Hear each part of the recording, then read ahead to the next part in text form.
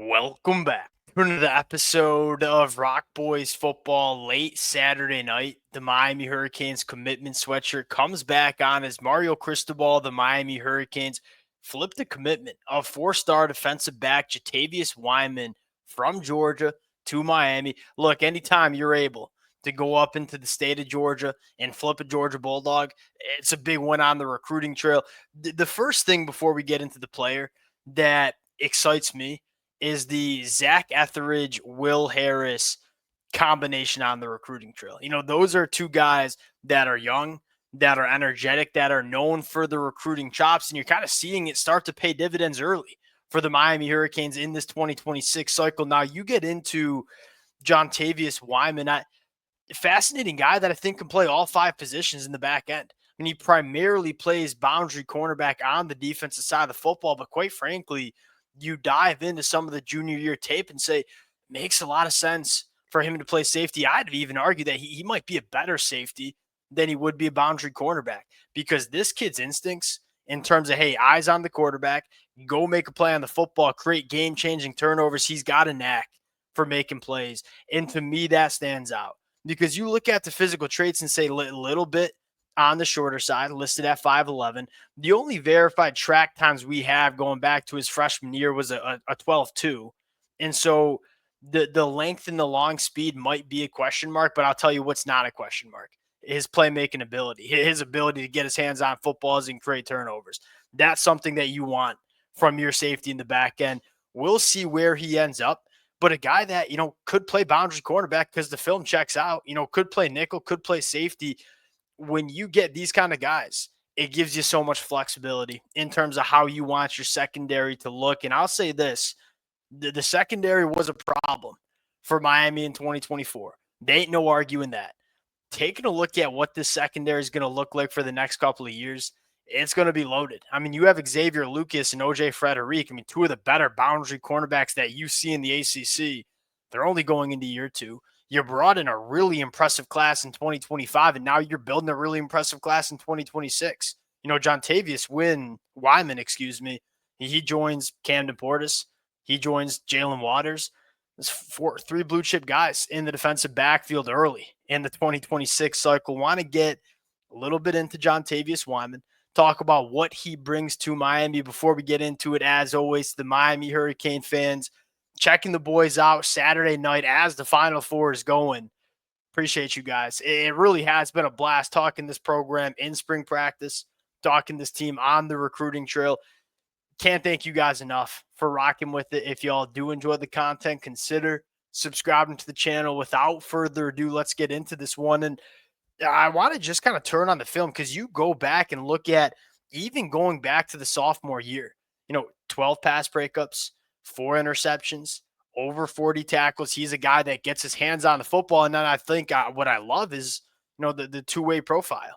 He's a guy that, one, is a difference maker in the return game, but also a difference maker on the offensive side of the football. And the ball skills that you see from him on the defensive side of the football, I think, are directly correlated to this kid being a really good pass catcher on the offensive side of the football as well.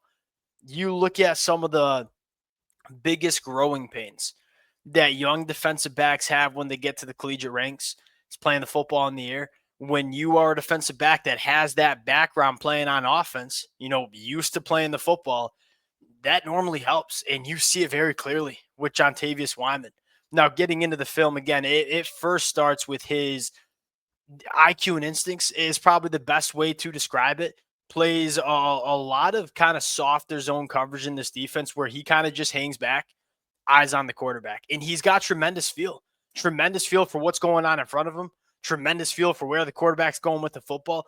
This kid is kind of a born playmaker, you might say, on the defensive side of the football. Once again, just great feel in terms of where this quarterback's going, flipping the hips, making a play on the ball.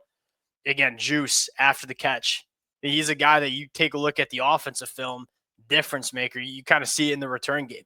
Now, I wouldn't be surprised if he gets involved in special teams at some point during his career at Miami as well, because he does have some juice with the football in his hands.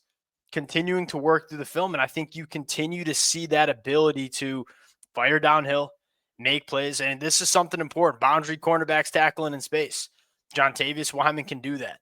Continue to work through it. You see him just win in a couple of different ways. Really smooth. I mean, you kind of look at this and say, hey, we're reading the quarterback's eyes. Our change of direction, how fluid we are in terms of change of direction. That's what you want. And immediately take away this throwing window and be competitive at the catch point.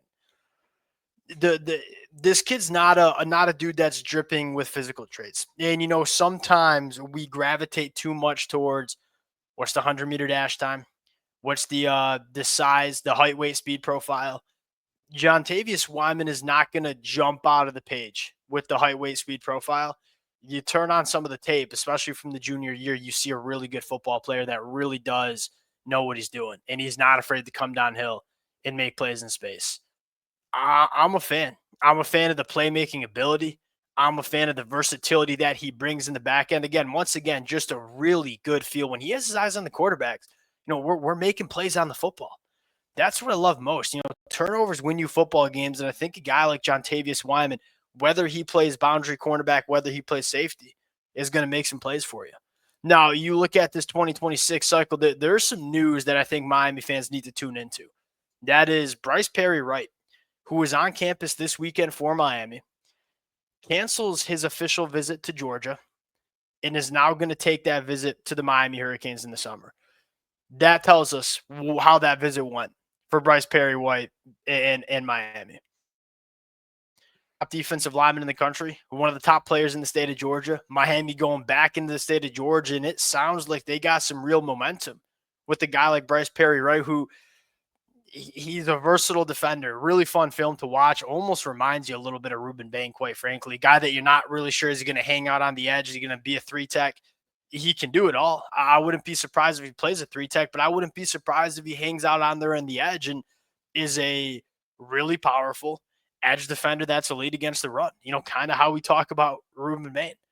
We'll see how this one goes, but I wasn't really expecting much from Miami and Bryce Perry-Wright. It sounds like it's a name that now we got to monitor over the next couple of weeks and months. We'll close it out there. Late Saturday night. Wouldn't want to be doing anything else than talking a little Miami Hurricanes recruiting. Appreciate you guys. If y'all do enjoy the content, consider subscribing to the channel, and we'll talk to y'all later.